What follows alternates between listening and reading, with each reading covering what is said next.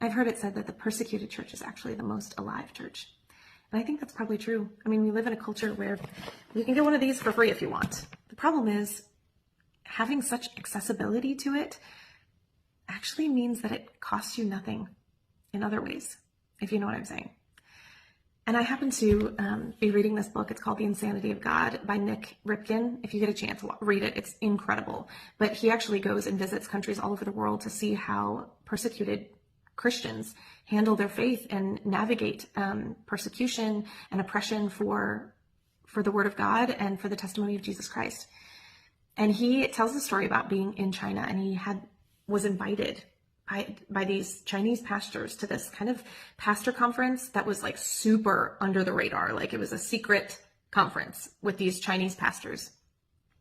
And they get together and they're presented with this Bible. And they're just oohing and eyeing over this thing.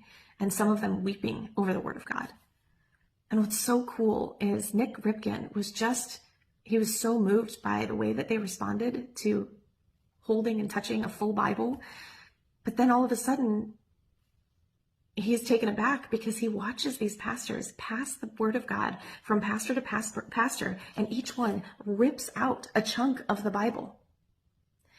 And he realized what they were doing was the only way that they could truly spread the gospel, because they only had one full Bible, was by tearing pieces of the Word of God out. And then they would memorize it, soak it in, share it, preach on it, until they knew it in and out and backwards and forwards. And then they would trade it off to the next pastor and get a new section of the Bible. I mean, these pastors memorized chapters, whole books of the Bible.